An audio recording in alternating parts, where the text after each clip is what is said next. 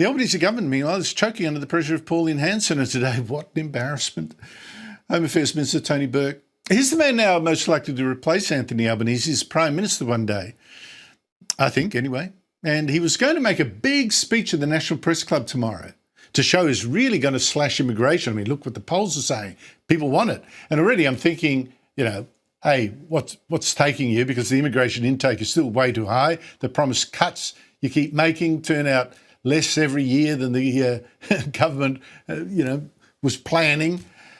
But this time, Burke, you got to believe the sort of leaks, the briefings that were being given. Oh, he was going to go in really hard. No one missed the nice guy. Instead, tougher family visa rules, reportedly, fewer rights for asylum seekers to work and appeal against decisions to kick them out, and more hard man stuff, except when Burke, who's of the Labor right, presented his plan to Cabinet, which is dominated by the Labor left, last Monday. Wow, big pushback, alarm, raised voices, we're told. Labor being tough on immigration, are we really Pauline Hanson? Although Hanson would, of course, be a lot tougher than Burke was planning. But anyway, that is why Tony Burke had to cancel his big speech tomorrow. Said his plans weren't ready, which is one way of putting it. Anthony Albanese was on holiday, so that Monday meeting was, in fact, chaired instead by Deputy Prime Minister Richard Marles, who today pretended, oh, no, all was sweet. Arguments? I mean, what arguments?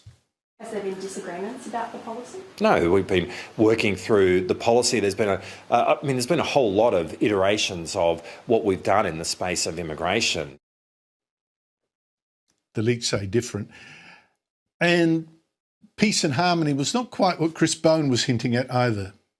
As every journalist in Australia knows, you've never heard me comment on a cabinet discussion in private or in public.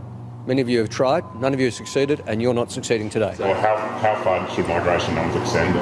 Tony Burke will provide further updates.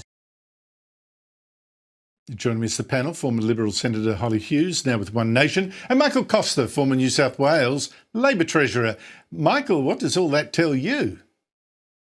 Well, it tells me that the left is flexing its muscles. You've got to remember here, by the way, if Tony Burke is proposing to do what has been leaked, clearly I support that. I mean, it should have been done a long time ago, and even more should be done. So, I mean, the policy direction's the right direction. But we've got to remember, you've got a Prime Minister that, was a keen supporter of Labor for refugees. He and Wong and others embarrassed Bill Shorten when he tried to do the turnbacks and support Tony Abbott's policy in 2015. So it doesn't surprise me at all that the left, and I wouldn't be surprised the Prime Minister is also behind this, has tried to torpedo even this moderate policy in the right direction. And as you rightly said, Andrew, the immigration levels are too high. Everybody knows that. The quality of the immigration is a question. We had those revelations about skilled migration, including family members and everybody else, and the actual amount of skilled tradesmen we get is very low. So, look, this is a clear case of the left flexing its muscles, and I wouldn't be surprised if the Prime Minister's behind it. Holly Hughes? Oh, those poor darlings, all are scared from One Nation and those big, scary backpackers that they're going to stop coming to their country. We all know that that's not the issue with migration. It's not the number of backpackers. But even their suggestion that they're going to somehow toughen up asylum seekers and being able to work. I was actually having a discussion this morning with someone who's just got back from the UK, and they were pointing out the work restrictions actually are leading to rises in crime because people are sitting around all day unable to work. And if we're bringing these people in, they should be skilled migrants for a start. I'm just surprised Tony Burke had the guts to cancel it up front. I thought he might have just pulled a sickie tomorrow, and that's why he couldn't go ahead with it. But, this is just totally unbelievable that Labor would ever get serious about cracking down on immigration. It's their bread and butter. We see with the citizenship ceremonies being held with the Electoral Commission officials at the back of the room to make sure they're all signed up to vote as soon as is possible. Mm-hmm. So, no one believes them. No one believes that Labor wants to do anything about this. And I guess, when the left tell you who they really are, you should listen. Well, it just also suggests that whatever Tony Burke might promise before an election, the Labor Party might roll back after it. The collective might swallow it up. But Michael, for Tony Burke, right, this is the man who famously let in Palestinians from terrorist-run Gaza. 1 in 3 voters in his seat are Muslim. He even greeted, by the way, those Palestinians at the airport. To now want to go tough on immigration, does that confirm that he does have very strong leadership ambitions? G'day, Australia. Picture this, a cabinet meeting so explosive insiders are calling it raised voices territory, and a corruption inquiry so slow it makes glaciers look sprightly. Sound like a soap opera? Mate, this is just Australian politics.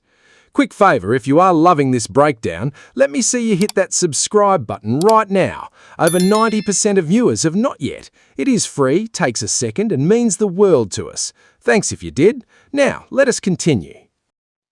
I don't think that's what it's about, Andrew. I think this is a strategic decision. It has to do with One Nation. I totally agree with that analysis. They're worried about some of those outer suburban seats and the rural seats, particularly the one up here in Hunter. And I think they're seeking to respond in the mildest way they can that heads towards that direction to try and take some wind out of the sails of One Nation. I think that's what it's all about. The dumb left, of course, based in the inner city, doesn't want a bar of this, even if it costs them seats in the outer suburbs of Sydney. So that's what I think it's about. Tony Burke hasn't changed his spots. Hey, Holly, in Victoria, big media story about a Labor scandal that, to be honest, when I looked closer into it, didn't amount to much, not to me. Victoria's anti-corruption watchdog, IBAC, has put out a report on a wage deal and control of volunteer firefighters, this deal that former Premier Daniel Andrews made with the hard-left leadership of the Firefighters Union. And it was made behind the back of the minister supposedly in charge, who's hard against it and quit in protest. Have a look. We did find that he authorised the then Special Minister for State, Mr Gavin Jennings, with the assistance of the Deputy Secretary of Department of Premier and Cabinet, to conduct an undisclosed backroom deal with the Secretary of the United Firefighters Union, Mr Peter Marshall. And their actions in conducting this deal was contrary to government policy procedures, their respective codes of conduct, conventions. And that, as you said, Mr Marshall was able to use that as leverage. Now, Holly, I agree, it's typical Dan Andrews thuggery, but I mean, am I shocked that a Premier makes the big call? It was clear at the time that he was doing it. And the bottom line is that this report admitted it could find no corruption, no evidence of wild claims of the Firefighters Union boss, Peter Marshall, had dirt on the Premier was blackmailing him, which Daniel Andrews put out a statement saying exactly the same. I mean, when the only recommendations that come out of this 8-year report is that politicians and staff get training on proper behaviour, it seems to be a case of more thunder than rain. Well, I mean, honestly, did anyone expect anything different? It was an inquiry put together by the Dan Andrews government. It took 8 years for it to come out. IBAC has zero teeth. We've got an ITAC inquiry going on in New South Wales at the moment. It has considerable more power than IBAC does. But I mean, it is outrageous that this report has taken 8 years. But of course, Ben Carroll, you can imagine, will not take no action. And it's only the late Jane Garrett, who was the only one that seems to have had any integrity in the Andrews government, who actually resigned from cabinet over this while Ben Carroll was still sitting around the cabinet table. So I think if Victoria wants to get serious about cleaning itself up, it does need an anti-corruption body that actually has some teeth, maybe not as many as ITAC, which can sometimes be seen to overstep the mark, but certainly this is just a ridiculous waste of time, effort and money on everyone's behalf to really not show anything. Michael Costa, a Premier, goes behind the relevant minister's back to make a deal. Should you colour me shocked and horrified? Well, I think the real issue is the one about standards for corruption. I mean, look, people in New South Wales have been found guilty of corruption for less than that, for moving a staffer in one case from one office to the Parliament House. So you've got different standards across the Commonwealth, and I think it makes a mockery of the whole definition of corruption. In Victoria, of course, you've got to have an indictable offence. In New South Wales, you don't have to have that. And some of the activities in New South Wales that people have been found corrupt for would be seen as legitimate politics in Victoria and federally. So there's a real problem with these definitions, and people need to get to the bottom of a consistent, uniform system, or else it's going to be held up to mockery. So here is the drama. Home Affairs Minister Tony Burke was set to deliver a big speech at the National Press Club, promising a tougher stance on immigration. Then, poof, cancelled. The official line? Plans were not ready. The unofficial line? Cabinet nearly came to blows over it.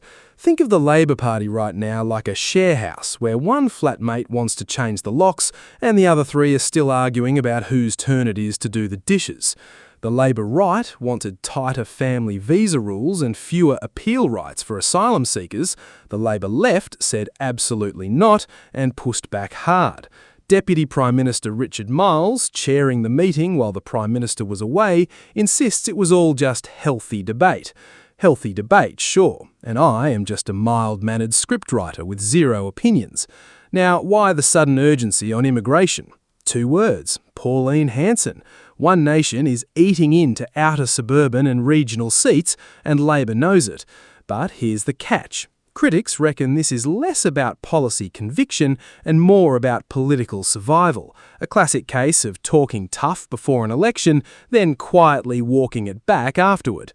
Sound familiar? It should. But wait, there's more, because Victoria has its own governance headache. Remember the secret pay deal struck between former Premier Daniel Andrews and the Firefighters Union boss, completely bypassing the responsible minister? Well, after an 8-year investigation, the anti-corruption watchdog, IBAC, finally delivered its verdict. Verdict? Breach of process, breach of conduct, but no corruption charges. 8 years for that outcome is like ordering a pizza and it arriving in time for your retirement party.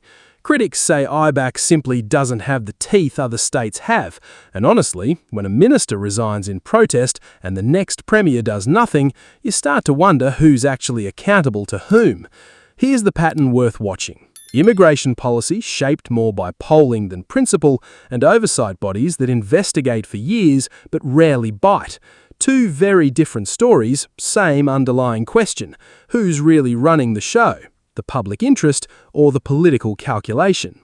Thanks so much for watching. Please don't forget to leave your thoughts in the comments below. Catch you later.